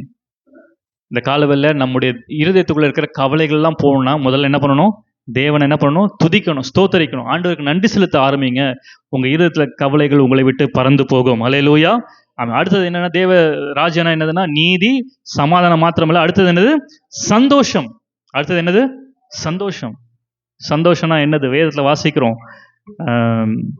நெகேமியா 8ஆம் அதிகாரம் 10ஆம் வசனம் கடைசியில வாசிக்கிறோம், கர்த்தருக்குள் மகிழ்ச்சியா இருப்பதே உங்களுடைய பலன். சொல்லுங்க, கர்த்தருக்குள் மகிழ்ச்சியா இருப்பதே உங்களுடைய பலன். கர்த்தருக்குள்ள மகிழ்ச்சியா இருக்கணும். அந்த மகிழ்ச்சியை கர்த்தர் எங்க வச்சிருக்கிறார்? அந்த சந்தோஷத்தை கர்த்தர் எங்க வச்சிருக்கிறார்? சங்கீதம் 16:11 வாசிக்கிறோம், ஜீவ மார்க்கத்தை எனக்கு தெரியப்படுத்தினீர், உம்முடைய சமூகத்தில் பரிபூர்ண ஆனந்தமும் உமது வலது பார்சத்தில் நித்திய பேரின்பமும் உண்டு. எங்க ஆண்டவர் அந்த சந்தோஷத்தை வச்சிருக்கிறாரு? அவருடைய சமூகத்தில். நம்ம இப்ப எங்க கூடி வந்திருக்கிறோம்? அவருடைய சமூகத்துக்கு கூடி வந்திருக்கிறோம். ஏன் சண்டே சர்ச்சுக்கு வரணும்னு சொல்றாங்க? ஏன்னா இந்த சபையில தான், இந்த சமூகத்துல தான் ஆண்டவர் எதை வச்சிருக்கிறாரு? சந்தோஷத்தை வச்சிருக்கிறார்.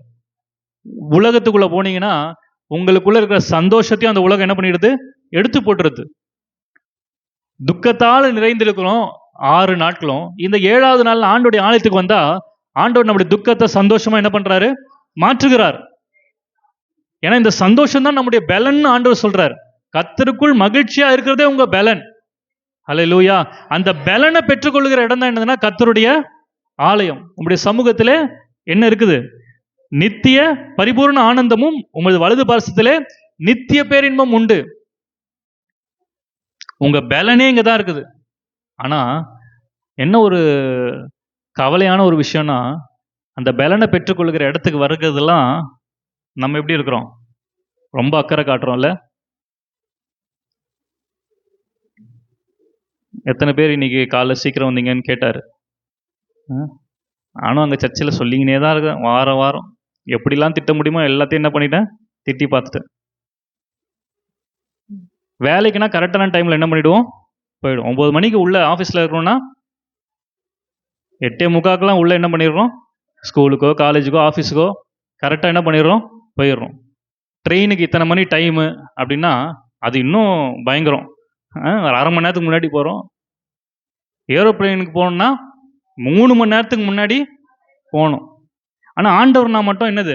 கேவலம் இல்லையா? நம்முடைய வாழ்க்கைக்கான பலனை பெற்றுக்கொள்கிற இடத்துக்கு எவ்வளோ சீக்கிரம் முன்னாடி வரணும்? கொஞ்சம் யோசிச்சு பாருங்க. கமல்ராஜ் பாஸ்டர் அடிக்கடி சொல்வார்ல, 9 மணி சர்ச்சுன்னா 8:50 வந்தீங்கன்னா நீங்கள் யாரை கனப்படுத்துறீங்க? கர்த்தரை இல்லை, பாஸ்டரை கனப்படுத்துறீங்கன்னு அர்த்தம். அதே 9 மணினா 8:30 மணிக்கு வந்தா அப்போதான் யாரையும்? தேவனை. இங்கே பாஸ்டருக்கும் கனம் இல்லை, கர்த்தருக்கும் கனம் இல்லை. இப்போ எப்படி எல்லாரும் ஒரு மாதிரி பார்க்குறீங்களோ அதே ரியாக்ஷன் தான் அங்கேயும் இருந்தது. ஆனால் அடுத்த வாரத்துலேருந்து ஏதோ திருந்திருவாங்கன்னு பார்த்தா பழைய குருடி. அது ஏன் மாற மாட்டேது எனக்கு புரியல. என்ன பண்ணால் மாறணும் எனக்கு புரியல. வெளியடிக்க வச்சிடலாமா? அந்த மாதிரிலாம் சர்ச்சு இருந்துருக்குது அங்கே நூம்பல்ல. ஒரு இந்த டைமில் வரலன்னா கதவு பூட்டிட்டு ஒரு பாஸ்டர். ஆண்டவர் நமக்கு மகிழ்ச்சியை கொடுக்குற இடத்துக்கு வருகிறதில்ல நம்ம ரொம்ப மெத்தனமாக அசட்டையாக இருக்கிறோம். அந்த அனுபவங்கள்லாம் என்ன பண்ணட்டும்? மாறட்டும். நம்முடைய எண்ணங்களில் ஒரு உயிர்மீச்சு வரட்டும். இந்த காலவெல்லாம் ஆண்டவர் தம்முடைய சமாதானத்தை, சந்தோஷத்தை இந்த இந்த ஆலயத்தில் கர்த்தர் என்ன பண்ணியிருக்கிறாரு? வச்சிருக்கிறார். மறுபடியும் அந்த ஆபகு தீர்க்கதரிசன புஸ்தகத்துக்கு திருப்புவோம். 3ஆம் அதிகாரத்தினுடைய கடைசி வசனத்தை வாசிங்க பார்க்கலாம். எப்படி முடியுது அது? எல்லாருக்கும் தெரிஞ்ச வசனம் அது. வாசிங்க. அதுக்கு முந்தின வசனம் 18 வாசிங்க. அந்த அத்தி மரம் அதுலேருந்து வாசிங்க. எத்தனாவது வசனம் அது? 17 வாசிங்க. அத்திமரம் துளிர் விடாமல் போனாலும், திராட்சை செடியில் பழம் உண்டாகாமல் போனாலும், ஒலிவ மரத்தின் பல நற்று போனாலும், வயல்கள் தானியத்தை விளைவியாமற் போனாலும், கிடையில் ஆட்டு மந்தைகள் முதலற்று போனாலும், தொழுவத்திலே மாடு இல்லாமல் போனாலும், நான் கர்த்தருக்குள் மகிழ்ச்சியாய் இருப்பேன். அல்லேலூயா. சத்தமா சொல்லுங்க, அல்லேலூயா.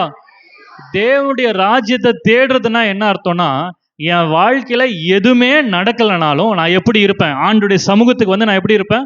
மகிழ்ச்சியா இருப்பேன். இதுக்கு பேர் தான் தேவனுடைய ராஜ்யத்தை தேடுறது. அல்லேலூயா. அப்போ வருஷத்தின் நடுவிலேன்னு சொல்லும்போது காத்திருக்கிற அனுபவத்துல காலங்கள்ல எதுவுமே நடக்காது. என்னென்ன நடக்காது? அத்தி மரம் துளிரும் விடாது, திராட்சை செடியில எந்த பலனும் இருக்காது. குழந்தை இருக்கா, போய் ஸ்கேன் எடுத்து பார்த்தா ஒன்றும் இல்லை, பெட்டர் லக் நெக்ஸ்ட் டைம். கட்டி இருக்குது, கட்டி உடஞ்சிருக்குதான்னு பாருங்க, கட்டி போயிடுச்சான்னு பாருங்க, இல்லை அதே கட்டி தான் இருக்குது, இன்னும் 2 மில்லிமீட்டர் சென்டிமீட்டர் என்ன பண்ணியிருக்குது? வளர்ந்து இருக்குது. இதுதான் என்னதுன்னா வருஷத்தின் நடுமையம், காத்திருக்கிற அனுபவம். இவ்வளோ பிரச்சனை இருந்தாலும் நான் என்ன பண்ணுவேன்னா கர்த்தருக்குள்ள எப்படி இருப்பேன்? மகிழ்ச்சியா இருப்பேன். ஆகவேதான் ஆபகுக்கு ஜெபிக்கிற, ஆண்டவரே வருஷத்தின் நடுவில் உங்களுடைய கிரியாக எங்களுடைய எண்ணங்களை என்ன பண்ணுங்க? உயிர்ப்பீங்க. எங்களோட நம்பிக்கையை உயிர்ப்பீங்க. நம்பிக்கை அற்று போயிருக்கிறோம், ஆனால் உங்களுடைய நம்பிக்கை என்ன பண்ணுங்க? உயிர்ப்பீங்க. அல்லேலூயா. ஆமென். இந்த காலவெளியில் கர்த்தர் இந்த வார்த்தையை கொண்டு உங்களோடு கூட இடைப்படுவாராக. இந்த காலவெளியில் என்னென்ன காரியத்தை ஊற்று நம்பிக்கை இழந்து வந்திருக்கிறீங்க, ஆண்டவர் ஆபிரகாம் சொன்ன அதே வார்த்தையை நான் சொல்கிறேன். இன்னைக்கு நீங்கள் வந்து இதெல்லாம் நடக்கிறதுக்கு வாய்ப்பே இல்லைன்னு சொல்லி 1000 ரீசன் சொன்னாலும், எவ்வளோ பெரிய ரீசனை சொன்னாலும் ஆண்டவருடைய பார்வைக்கு முன்பாக அது தூசியை போன்றது. அல்லேலூயா. ஒருவேளை ஆண்டவர் உங்களுக்கு வாக்குத்தத்தம் கொடுத்து இன்னும் நடக்காமல் இருக்கலாம், நீங்கள் நோட்டில் எழுதி வச்சு இன்னும் நடக்காமல் இருக்கலாம். நடக்கலையேன்னு சொல்லி நம்பிக்கை இழந்து இதெல்லாம் சும்மா கதை அப்படின்னு சொல்லி ஒருவேளை அந்த நோட்டையே தூக்கி போட்டுடலாம். அது உங்களுடைய வாழ்க்கையை, நீங்கள் வச்சிருந்த தரிசனத்தை நீங்கள் தூக்கி விசிறி இருக்கலாம். இதுக்கு மேலே நம்ம வேற பாதையை எடுத்துட்டோம், இதுக்கு மேலே இது எங்கேருந்து நடக்கிறது அப்படின்னு சொல்லி என்னென்ன காரியங்கள்லாம் நீங்கள் எங்களுடைய தரிசனங்களை கைவிட்டீங்களோ அதில் கர்த்தர் ஒரு உயிர் மீச்சை இந்த காலவெளியில் கொடுப்பாராக. அல்லேலூயா. ஆமென். ஒரு தீர்க்கதரிசன வார்த்தையை சொல்லி நான் முடிக்க விரும்புகிறேன். ஓசியா தீர்க்கதரிசன புஸ்தகம் 6ஆம் அதிகாரம் திருப்பிக் கொள்ளுங்க, கவனிங்க. அதை திருப்பிட்டு கவனிங்க. நான் சொல்ல போகிற இந்த வார்த்தை உங்கள் வாழ்க்கையில் நிச்சயமாக நிறைவேறும். யாருக்கு நிறைவேறும்னா, யாரெல்லாம் அதை விசுவாசிக்கிறீங்களோ அது உங்கள் வாழ்க்கையில் நிறைவேறும். அல்லேலூயா. ஆமென். போன வாரத்தில் ஒரு வாலிப மகள் சபையில் சாட்சி சொன்னான். என்ன சொன்னாங்க அப்படின்னு சொன்னால், நான் நோட்டில் எழுத சொன்னபோது அந்த மகள் வந்து என்ன எழுதுனாங்கன்னா, எங்கள் அக்காவுக்கு வந்து கல்யாணம் ஆகி 2 வருஷம் ஆகுது, இன்னும் என்ன இல்லை, குழந்தை இல்லை. அதாவது முதல் பாயிண்ட்டாக என்ன எழுதுனாங்கன்னா, எங்கள் அக்கா 3ஆவது வருஷம் கல்யாண நாள் இருக்கும்போது கர்த்தர் ஒரு குழந்தை என்ன பண்ணணும்? கொடுக்கணும். அவங்களுக்கு வந்து நிறைய அந்த ஐவிஎஃப் ட்ரீட்மெண்ட்லாம் எடுத்து ஒவ்வொரு முறையும் அதை எடுக்கும் போதெல்லாம் அது ஃபெயில் ஆகிடுச்சு. அதனால் கொஞ்சம் காம்ப்ளிகேட்டடான ஒரு சினாரியோ அவங்கள்ட்ட. ஆனால் அந்த மகள் வந்து அந்த நோட்டில் எழுதி வச்சுட்டு இப்போ மறந்துட்டாங்களாம். எப்பயாவது ஞாபகம் இருக்கும்போது எடுத்து பார்ப்பாங்களாம். ஆனால் என்ன எழுதியிருந்தாங்கன்னா, மறுபடியும் இந்த வருஷம் மார்ச் மாதத்தில் அந்த அதிகாலை ஜபத்தில் வந்து கலந்து கொள்ளும்போது மறுபடியும் அந்த இதில் எழுதணும், ஆண்டவரே இந்த வருஷம் எங்கள் அக்காவுக்கு என்ன வரணும்? ஒரு குழந்தை கிடைக்கணும். ஏன்னா இதான் 3ஆவது வருஷம். ஏற்கனவே 3ஆவது வருஷம் குழந்தை வரணும் எழுதியிருக்காங்க. அதனால் 3ஆவது வருஷம் குழந்தை வரணும்னு சொல்லிட்டு எழுதும்போது அவங்க அக்காட்ட வந்து ஃபோன் வருது, இந்த மாதிரி கர்ப்பப்பையில் கட்டி இருக்குது, ஆப்ரேஷன்ஸ் பண்ணணும்னு சொல்லிட்டு டாக்டர் என்ன பண்ணியிருக்கிறாங்க? சொல்லியிருக்காங்க. பாருங்கள், சில நேரங்களில் நம்ம எப்போல்லாம் இப்படிப்பட்ட தரிசனங்களை எழுதுகிறோமோ அப்போலாம் நடக்கவே நடக்காதுன்ற சூழ்நிலைகளை பிசாசு என்ன பண்ணுவான்? காமிப்பான். ஆனால் அந்த மகள் சொல்லிக்க, கவலைப்படாத, நம்ம ஜோம் பண்ணலாம், ஆண்டவர் என்ன பண்ணுவார்? அற்புதம் செய்வார். அதுக்கப்புறம் ஜோம் பண்ணி அடுத்த ஒரு சில நாட்களில் அவங்க ஊருக்கு போயிட்டு திரும்பி வரும்போது ஒரே டயர்டாக இருக்குது, வாமிட் வருதுன்னு சொன்னதுனால இவங்க எப்பவுமே ஊருக்கு போனால் அவங்க அக்காவுக்கு அந்த மாதிரி ஆகுமா. அதனால அது மாதிரி ஏதோ பிரச்சனைன்னு சொல்லிட்டு அவங்க மறுபடியும் போய் டாக்டர் செக் பண்ணும்போது மருத்துவர்கள் வந்து சொல்லியிருக்கிறாங்க, இப்போ இவங்க எப்படி இருக்காங்க, கன்சீவாக இருக்காங்க. போன வாரம் சொல்லும்போது இப்போ எங்கள் அக்காவுக்கு 5வது மாதம் அப்படின்னு சொல்லி சொன்னாங்க. ஹல்லேலூயா. அப்போ சொல்லும்போது சொன்னாங்க, நான் எதனால 3 வருஷம்னு எழுதுனேன்னா, அன்னைக்கு பாஸ்டர் சொன்னார், ஒரு வசனத்தை சொல்லி அதே இது இங்கே சொன்ன நினைக்கிறேன், 3 நாளில் 3 வாரத்தில் 3 வருஷத்தில் ஒரு அற்புதம் உங்கள் வாழ்க்கையில் நடக்கும்னு சொல்லி, அதனால நான் வந்து எங்கள் அக்காவுக்கு 3வது கல்யாண நாள் அப்போ ஒரு குழந்தை இருக்கும்னு நான் எழுதினேன் அப்படின்னு சொல்லி அவங்க சொல்லியிருந்தாங்க. அப்போ பாருங்க, நம்ம தீர்க்கதரிசனம் இந்த இடத்துல இருந்து சொல்லுகிற வார்த்தைகளை கர்த்தர் கனப்படுத்துகிறார், நிறைவேற்றுகிறார். அதே வேளை யார் அதை விசுவாசிக்கிறாங்களோ, அசட்டியாக நம்ம விசுவாசிக்கிறாங்களோ, அவங்க வாழ்க்கையில கர்த்தர் நிறைவேற்ற போதுமானவராக இருக்கிறார். 75 வயசாயிடு, 75 வயசு அப்போ அந்த வார்த்தையை விசுவாசிக்கிறது ரொம்ப ஈஸி. ஆனால் இப்போ எல்லாமே கைமீறி போயிடுச்சு, நடக்கிறதுக்கு வாய்ப்பே இல்லை நிலைமையில ஆண்டவர் தம்முடைய வார்த்தையை அனுப்பி அவர்களை உயிர்ப்பிக்கிறார். கர்த்தரால் ஆகாத காரியம் உண்டோ? கர்த்தரால் எல்லா காரியங்களும் தேவனால் எல்லாம் கூடும். அந்த வார்த்தை அவங்களுக்குள்ள உயிர்மீச்சை கொடுத்த போதுதான் செத்து போன கர்ப்பம் கூட உயிரோடு எழும்புச்சு. அல்லேலூயா. எப்படி உலர்ந்த எலும்புகள் உயிரடைந்ததோ அதுபோல செத்து போன கர்ப்பத்தையும் மீண்டும் குழந்தை பெறக்கூடிய அந்த வல்லமைய சக்தியை கொடுத்தது எதுனா கர்த்தருடைய வார்த்தை. அல்லேலூயா. அந்த வார்த்தை தான் இன்னைக்கு நான் சொல்ல போறேன். ஒருவேளை நீங்க எழுதி வச்சிருந்த அந்த காரியங்கள் அல்லது உங்களோட தரிசனங்கள், நீங்க ஒருவேளை இத்தனை வருஷம் ஆகும், இத்தனை நாட்கள் ஆகும் அப்படின்னு ஒரு கால்குலேஷன் போட்டிருக்கலாம். ஆனால் நான் இன்னைக்கு சொல்ல போற இந்த வார்த்தையை நீங்க தீர்க்கதரிசனமா எடுத்துக்கொண்டீங்கன்னா அது நிச்சயமா உங்க வாழ்க்கையில் நிறைவேறும். சேர்ந்து வாசிக்கலாமா? ஓசியா 6ஆம் அதிகாரம் 2வது வசனத்தை வாசிக்கலாம். 2 நாளுக்கு பின்பு அவர் நம்மை உயிர்ப்பிப்பார், 3ஆம் நாளில் நம்மை எழுப்புவார், அப்பொழுது நாம் அவருடைய சமூகத்தில் பிழைத்திருப்போம். அல்லேலூயா. நான் தீர்க்கதரிசனமா சொல்றேன், அடுத்த 3 நாட்களுக்குள்ளாக கர்த்தர் உங்க வாழ்க்கையில எதெல்லாம் குறித்து நீங்க நம்பிக்கை இழந்திருந்தீங்களோ அதை கர்த்தர் உயிர்ப்பிக்க போகிறார். ஹல்லேலூயா. நீ விசுவாசித்தால் தேவனுடைய மகிமையை காண்பாய். வருகிற புதன்கிழமைக்குள்ளாக எந்த காரியத்தை குறித்து நீங்க கலங்கி கொண்டிருக்கிறீங்களோ, எந்த காரியத்தை குறித்து நீங்க நம்பிக்கை இழந்து வந்திருக்கிறீங்களோ, அந்த காரியத்துல கர்த்தர் ஒரு அற்புதத்தை செய்ய போகிறார். விசுவாசிக்கிறவங்க நல்ல கரங்களை தட்டி ஆண்டவருக்கு மகிமை செலுத்துவோமா? 3ஆம் நாளிலே அவர் நம்மை எழுப்புவார். அதான் ஆபகுக் ஜெபிக்கிற, ஆண்டவரே உம்முடைய கரத்தின் கிரியையை நீர் உயிர்ப்பிக்கிறது மாத்திரமல்ல, உமது கரத்தின் கிரியையை விளங்க பண்ணும். ஹல்லேலூயா. நம்முடைய தேவன் அவருடைய கரத்தின் கிரியையை விளங்க செய்கிற தேவனாய் இருக்கிறார். ஹல்லேலூயா. ஆமாம். இந்த காலவெல்ல நீங்க எதை குறித்தும் கலங்காதபடிக்கு உங்க இருதயத்துக்குள்ள 3 காணப்படுது: நீதி, சந்தோஷம், சமாதானம். நீதி என்பது உங்களுடைய இருதயத்துல, உங்களுடைய எண்ணங்கள்ல ஒரு மாற்றப்பட்ட அனுபவம். என்ன, நானும் ஆண்டவரும் ஒன்றாக இருக்கணும், அந்த ஒருமைப்பாட்டில் தேறினவர்களாக மாறணும், அதில் தேர்ச்சி பெறணும். அப்படின்னு அர்த்தம், ஒவ்வொரு நாளும் அது வளரணும். ஒரே நாளில் வந்துடாது, ஒவ்வொரு நாளும் அது வளரணும். 2வது சந்தோஷம், சமாதானம். கவலை இருக்கிற இடத்துல சமாதானம். 3வது சந்தோஷம். தேவ சமூகத்துல தேவன் அந்த சந்தோஷத்தை வச்சிருக்கிறார். ஹல்லேலூயா. அதுதான் தேவன். இதை தேடும்போது தான் நீங்க எதுக்கெல்லாம் கவலைப்பட்டு இருந்தீங்களோ அதெல்லாம் கர்த்தர் கூட கொடுப்பார். உதாரணமா சொல்றேன், இன்னைக்கு எனக்கு ஒரு சொந்த வீடு இல்லையே நீங்க கவலைப்பட்டு இருந்தீங்கன்னா ஆண்டவர் என்ன பண்ணுவார்? சொந்த வீட்டை கூட கொடுப்பார். எப்படி கொடுப்பார்? கூட கொடுப்பார்னா என்ன அர்த்தம்? சொந்த வீட்டையும் கொடுப்பாரு, மாடியில் ஒரு போர்ஷனை கட்டி அதை வாடகை விடும்படியாக கர்த்தர் கொடுப்பார். அல்லேலூயா. வேலையே இல்லைன்னு சொல்லியிருந்தா கர்த்தர் வருமானத்தை பெருக்கி கொடுப்பார். குழந்தை இல்லைன்னு சொன்னா கர்த்தர் ட்வின்ஸை கொடுப்பார். அல்லேலூயா. எத்தனை பேர் விசுவாசிக்கிறீங்க? நம்முடைய ஆண்டவர் கூட கொடுக்கிற தேவன். யாருக்குன்னா, முதலாவது தேவனுடைய ராஜ்யத்தையும் அவருடைய நீதியையும் தேடுகிறவர்களுக்கு. அல்லேலூயா. அந்த அந்த தேடுகிற அனுபவத்துல ஒண்ணுதான் நம்முடைய நம்பிக்கை உயிர்ப்பிக்கப்படுகிற ஒரு அனுபவம். ஹல்லேலூயா.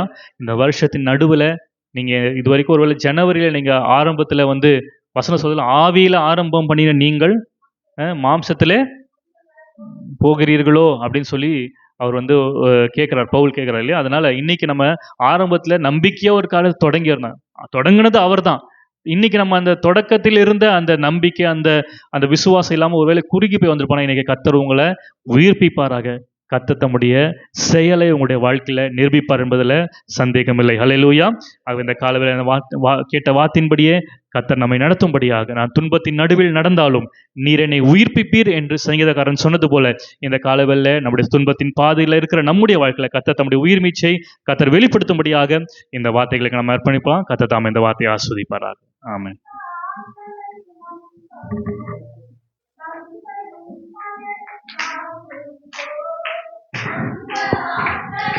நம்பவில்லை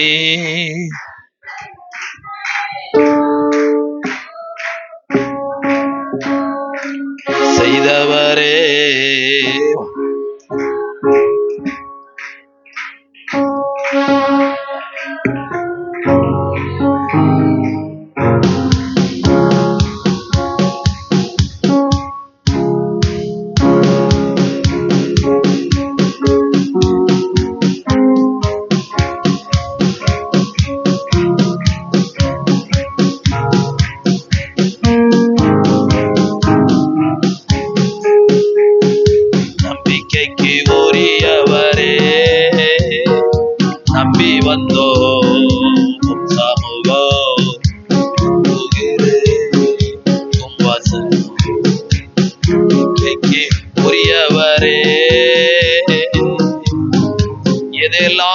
நம்பிக்கைக்கு உரியவர்களாய் மாற்றுகிறோமோ, இதையெல்லாம் நடக்குமா அப்படிங்கிற சந்தேகம் அல்ல, இதை தேவனால் நடத்தக்கூடும் என்ற அந்த விசுவாசத்தோடு கர்த்தருடைய வார்த்தையை நாம கேட்டோம். நீதி உண்டாக இருதயத்துல விசுவாசிக்கப்படும், ரட்சிப்பு உண்டாக வாயினால் அறிக்கை பண்ணப்படும். அம்மா சொன்னது போல ஒவ்வொரு நாளும் கர்த்தரை செய்வார் என்று நாம சொல்லும் பொழுது நம்முடைய வார்த்தை ஜீவனை உண்டாக்கும். கேட்கப்பட்ட கர்த்தருடைய வார்த்தைகளுக்காக, கேட்கப்பட்ட சாட்சிகளுக்காக நம்ம எல்லாரும் வாயில திறந்து கர்த்தரை ஸ்தோத்திரம் பண்ணுவோம். ஸ்தோத்திரம், ஸ்தோத்திரம், ஸ்தோத்திரம், ஸ்தோத்திரம். இந்த 6 மாத காலமாய் நம்மை அற்புதமாய் வழி நடத்தின தேவன் வருகிற புதிய மாதத்தை நமக்கு ஆசீர்வாதத்தை கொடுக்கும்படியாய் கர்த்தரை ஸ்தோத்திரம் பண்ணுவோம். இந்த நாள் ஆராய்ச்சில வந்து பங்கு கொண்ட அத்தனை பேரையும் தனித்தனியா பேர்பராய் கர்த்தர் தொட்டு ஆசீர்வதிக்கும்படியாய் கர்த்தரை ஸ்தோத்திரம் பண்ணுவோம். சாட்சி சொன்ன அம்மாவுக்காக, கர்த்தருடைய வார்த்தையை கொடுத்த ஊழியக்காருக்காக கர்த்தரை ஸ்தோத்திரம் பண்ணுவோம். எங்களை நேசித்து வழி நடத்துகிற நல்ல தகப்பனே, ஆசீர்வதிக்கப்பட்டதான இந்த மனமகிழ்ச்சியான மத்தியான வேலைக்காக உமக்கு நன்றி செலுத்து. இந்த நாளிலே நாங்கள் சபை கூடி வர, கர்த்தருடைய வார்த்தையை கேட்க ஆண்டவர் எங்களுக்கு கொடுத்த கிருபைக்காக ஸ்தோத்திரம். இந்த ஆராய்ச்சில வந்து பங்கு கொண்ட அத்தனை பேருடைய நம்பிக்கையை கர்த்தர் உயிர்ப்பிக்கும்படி நாங்கள் செபிக்கிறோம். தேவனால் முடியாது ஒன்றுமல்ல, தேவனால் எல்லாம் கூடும். எதையெல்லாம் எங்களுடைய கண்கள் கண்டு இது முடியாது என்று சொல்லுகிறதோ அதை முடிய பண்ணுகிற தேவன் நீர். அதை நாங்கள் விசுவாசித்து அறிக்கையிட்டு உம்மேல் நம்பிக்கையா இருக்க உதவி செய்யும். இந்த வாரமெல்லாம் நன்மையும் கிருபையும் எங்களை பின்தொடர உதவி செய்யும். 1ஆம் தேதி அதிகாலையில தேவனை தேடி வரக்கூடிய நல்ல சிந்தை எங்களுக்கு தான். உம்மை தேடுறவங்களுக்கு ஒரு நன்மையும் குறைபடாதுன்னு சொல்லி, யாரெல்லாம் நன்மையை குறைவா இருக்கிறாங்களோ கர்த்தரை தேடி வர நன்மையை பூர்ணமாய் பெற்றுக்கொள்ள உதவி செய்யும். இயேசுவின் நாமத்துல ஜெபிக்கிறோம் நல்ல பிதாவே, ஆமென். என் ஆத்துமாவே கர்த்தரை ஸ்தோத்திரி, முழு உள்ளமே பரிசுத்த நாமத்தை ஸ்தோத்திரி. என் ஆத்துமாவே கர்த்தரை ஸ்தோத்திரி, அவர் செய்த சகல உபகாரங்களையும் மறவாதே. ஆமென். நம்முடைய கர்த்தராயிருக்கிற இயேசு கிறிஸ்துவினுடைய கிருபையும், பிதாவாகிய தேவனுடைய அன்பும், பரிசுத்த ஆவியானவருடைய அந்யோன்ய ஐக்கியமும் நம் அனைவரோடும் ஆண்டவருடைய வருகை மட்டும் இருப்பதாக.